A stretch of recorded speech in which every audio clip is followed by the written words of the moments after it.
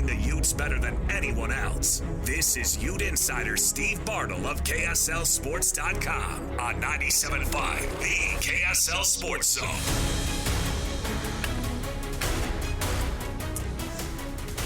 Yes, covering the Utes better than anybody else. He is our Ute Insider for KSLSports.com. Steve Bartle on the program here with us. Steve, Happy New Year, brother. Thanks for being with us, man.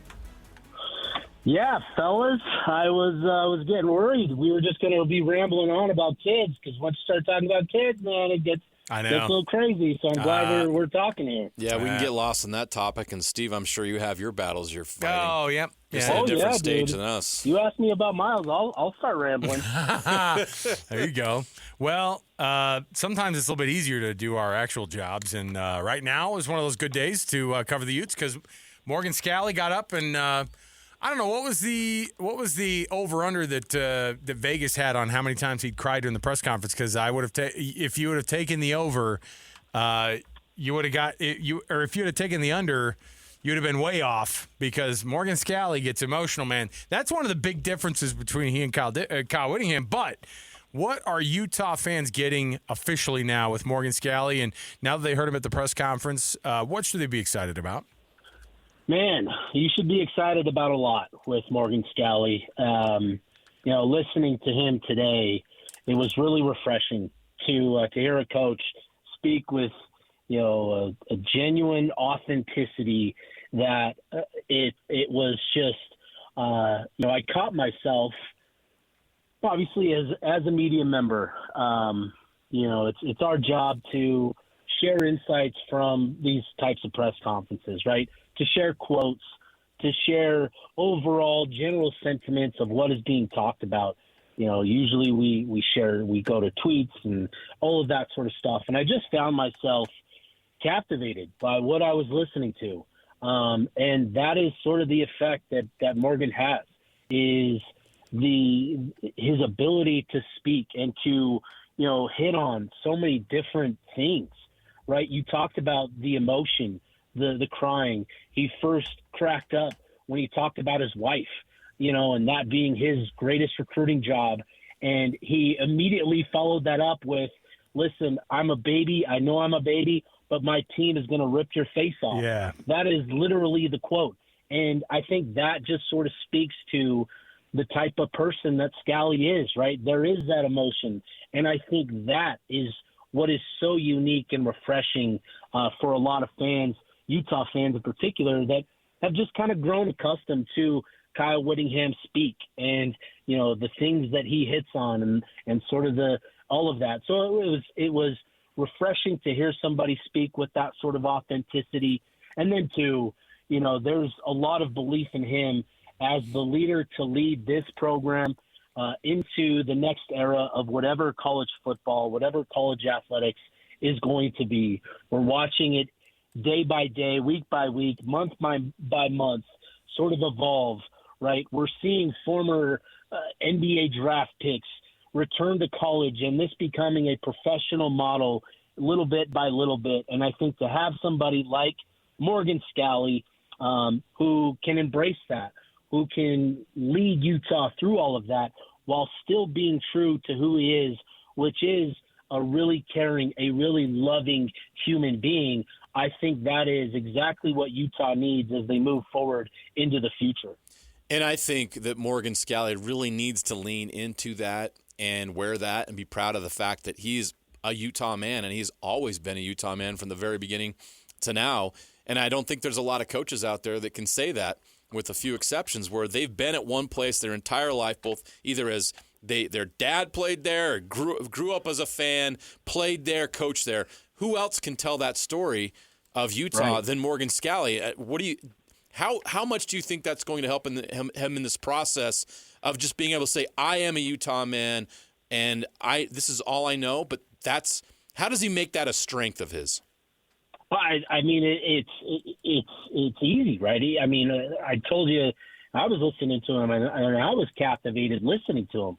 I mean, you can imagine how that message is going to resonate with kids as he starts to hit the recruiting trail, especially here in Utah, where over the last decade, Utah football has had a lot of success. and it's become, a very competitive power conference program. And to now have somebody at the helm that has been through that, has, worked his way from the high school ranks and up through the football program as a player, who's had success, great success as a football player, and now as a coach, and now at the helm, where first and foremost to him is, his relationship with the players and his belief in players. I think that's significant and what's going to become a strength for Morgan Scalley. I think, it's not that he needs to lean into it. He is leaning into it. I think that is what is going to be kind of the calling card of a Morgan Scalley program, is this genuine authenticity and emotion while still being, committed to the foundation of what Utah has built this football program on, right? The things that we've heard for the last 20, 30 years, toughness, physicality, being good, fundamentally sound football players. But I think what was really unique today in listening to Scalley, he harped on all of that, but he made a point that this is bigger than just football. This is about developing men into great people, great fathers. And I think having that sort of perspective at the helm and embracing it and being, forward-facing with it all, I think is a really big deal for Scalley as he begins, his tenure at the helm of Utah football. Steve, all the additions, of course, to this program, Morgan Scalley being the biggest one of them, obviously. The subtractions people tend to focus on a lot. We tend to focus a lot on the subtractions, and how are you going to add to what they have and what they're building? What's the biggest challenge for Morgan Scalley? Because he has, I think, all of his staff put together. If we're maybe lacking a defense, no, we've got the defensive line coaches situation. Well, are they missing anybody on this new Morgan Scalley staff at all still that they need to add? The only thing that's up in the air is just sort of they hired the tight ends coach. Kevin McGiven is going to coach quarterbacks. It's just sort of the auxiliary staff, right? So your strength and conditioning coach, making that official. It's your analysts, your support staff beyond that, I think is the next step for Coach Scalley. And, with having Scalley at the helm the last couple of weeks, and, his focus was all about finishing the season with his players the right way. And I think, there was a great concern that Utah was going to be gutted from a player standpoint, that with the portal opening up, that there was going to be, a pretty significant exodus, more so on the offensive side of the ball.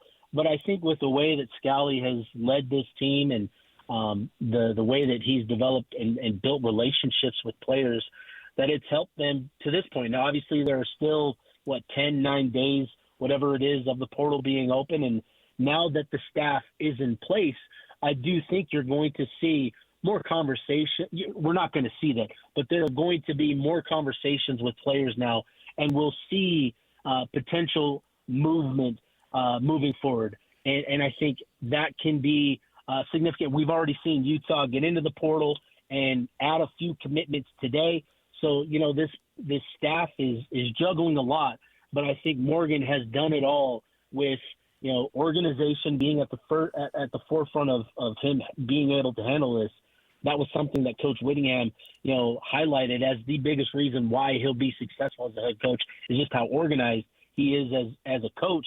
And I think that's allowed him to sort of navigate everything that's going on, with obviously finishing the season, preparing for the coaching changes, and trying to figure out who his staff members are going to be, getting into the portal, retaining his own players. And I think he's been able to do that because of who he is and just the qualities that he has as a coach. During the press conference, he also was asked a question about I can't remember the context exactly the question, but essentially what he wants his program's identity to be. And he talked about physicality. Of course, that's always been Utah football, but he also mentioned innovation. What do you think he means by innovation? Yeah, I think that was – so I asked the question, right? We know his culture and his identity on the defensive side of the ball, right? Yeah. He talks a lot about his RSNB culture and mindset, relentless, smart, nasty ball hawks. That's what he's preached over the last however long he's been the coordinator. That has been his culture. And I think there's been a lot of speculation about what he wants on offense. I've talked about it. There's been this belief that he wants to open up the passing game, and he wants to embrace that. And I thought today those two words that he used, physicality and innovation, I think is key and really kind of speaks to what he wants on the offensive side of the ball. Because, the game is going to remain the game, right? We know what football is built upon. It's built upon physicality. This is a physical sport. This is you can't win at the highest levels in college, in the NFL, at high school without being physical. That has to be the foundation of Utah football. But I also think Scalley talking about being innovative and being at the forefront of, offensive schemes and offensive, philosophies, I think is also really important. We saw that play out this last season with Jason Beck, right? After a year at New Mexico and what he was able to do with Devin Dampier and the assets that he had on the offense side of the ball, and that being one of the most efficient offenses in the country, that led to Jason Beck coming to Utah this past season. Coach Scalley talked about that. Him evaluating coordinators as a defensive coordinator, what gives him fits, what gives him trouble. And that led to Beck last year, and that led to Kevin McGiven this year. And so I think when you start to dive into what McGiven is as a coordinator, he's had success at San Jose State and Utah State, Oregon State, where it hasn't all come together, and part of that is due to the fact of where he's been, right? Utah State, no offense to the Aggies up there. They've had a lot of success over the years, but in terms of having the totality of talent you need to compete year in, year out, to have really efficient, really explosive offenses, they haven't had that. Same with San Jose State, same with Oregon State. And Utah, it's not going to have the elite talent that other programs are, but it's going to have more. And I think we saw that effect with Beck this last year, where you marry scheme with the personnel that Utah's been able to recruit up there.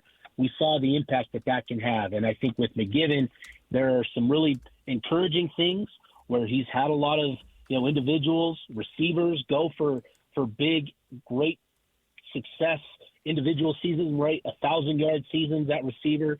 I think that's going to be interesting to see how that sort of marries together with the personnel that Utah is going to have going into 2026. What's there to know about the Devin Dampier situation? And, I think people saw that bowl game and went, that guy, that was as good of a performance as we've seen by anybody in this postseason. Phenomenal by him. Was that a tryout for something else, or was that solidifying that this is the place he wants to be? We're still waiting on that. I'm still waiting for that official. Weren't we supposed to be getting that at some point? When's he going to tweet out all in? That's what I want. I'm still waiting on Twitter. Remember he said that? Okay, I'll give you some background too. My son saw him at the basketball game with Bird Ficklin the other day up at the Huntsman Center. And he's like, hey, and they took pictures with him, and they were super cool. Him and Bird, I go, hey. And my son sent me the picture. I go, they do hang out. They do. They are best friends. And I said, did you ask him if he's going to play next year? He goes, yeah. Well, first we asked him if he was going to play in the bowl game, and he's like, oh, yeah. And then it's like, what about next year? He's like, hey, yeah, something's coming. But nothing has come yet. What are we doing here? I cannot wait till we get past this is he trying out type of question. I get it, right? It is kind of the nature of the business now and of college athletics. I think we're going to see some news on Devin Dampier soon. I know that he was scheduled to have surgery, this week on some things, and that's sort of been part of the process for him. But, for Dampier, obviously we know for him that Jason Beck was a really big deal, part of his success as a quarterback. Beck was the coordinator that really believed in Dampier, and Dampier watching Beck leave, going to Michigan, I'm sure was something that he had to kind of take in and evaluate in his situation. But I think ultimately that there's been a lot of conversation. There's been a lot of talk around, what's going to happen with the quarterbacks. I've heard a lot of different things, from good sources, and everything is on the table. But as we've gotten into this week, I feel pretty optimistic that Devin Dampier is going to be wearing red going into 2026, and I would anticipate that we see something official here sometime later this week. As much as you love the transfer portal, Steve, I'd love to get an update on the latest, because I guess there were some wins for the University of Utah today that kind of got overshadowed by the press conference. But what's the latest on the transfer portal for the Utes, both guys coming and guys leaving? Yeah, it's Utah's gotten their recruiting efforts going. They've added 3 portal commitments, and I know that they've had a handful of visitors that have come in, and I know that things are going well up there. So, to start things this morning, Marcus Wimberly, a safety from Oklahoma, announced his commitment to the program. He's a guy that I know is fired up to be playing for Coach Scalley. He was recruited by Scalley, coming out of high school last year, but ultimately committed to Oklahoma, and he redshirted this past season. This is a kid from Arkansas who played both ways in high school, but really projects to that safety position, sort of in a Cole Bishop type of mold, where he's 6'2", he's 200 pounds, good athlete, and I think to add him with what Utah has in that room as well, kind of given the veteran leadership that they have, and Nate Ritchie, who's re-up for 26, Rabbit Evans as well in that room. You've got some other guys, and Nate Tillman. I think adding somebody like Wimberly is a good dynamic. And then the other 2 commitments that we've seen announced so far, Ethan Day, a defensive end out of North Texas, had a really productive year for them. I think he finished with 7 sacks, and he's a guy that's 6'2", 6'3", 240 pounds, and I've heard that Coach Swan is really fired up about Day and sort of what he brings to that position, the physicality that he plays with, the athleticism that he possesses. I know that there's a really good feeling around Day and adding him to that defensive end room. And then the other commitment they've added so far is Lucas Samsula out of Wyoming. And Samsula is an interesting one, because I remember being out there at that game, Utah versus Wyoming. That first half, I give credit to the Cowboys. They played tough. They made it difficult for Utah, and Samsula was a big part of that. He is a high motor type of guy, and plays with a lot of energy, a relentless energy. He's got great size at 6'3", 6'4", 305 pounds. So to add him as a redshirt freshman to this mix, Utah needed to add to that room as well, that defensive tackle room. I really like the addition of Samsula, just having seen him and watched him. I think that's a big one. And then, with what else is on the table, I wouldn't be surprised to see Utah add a couple more commitments, potentially today, potentially tomorrow, the next day. Utah is all in on recruiting the portal right now, and they're looking to kind of add to some really good pieces at key spots through the transfer portal. So Utah's, they've got their foot on the gas in the portal, and with everything else going on, and we've already seen good things for the program, and I know that they're closing in on a few other key pieces to add to the mix. Well, when that happens, we'll, of course, be dipping in, and you can see the byline of Steve, and he does such a great job covering the Utes at KSLSports.com. Read his byline there. You can get it all going, and we'll get you all excited for all of your Utah coverage.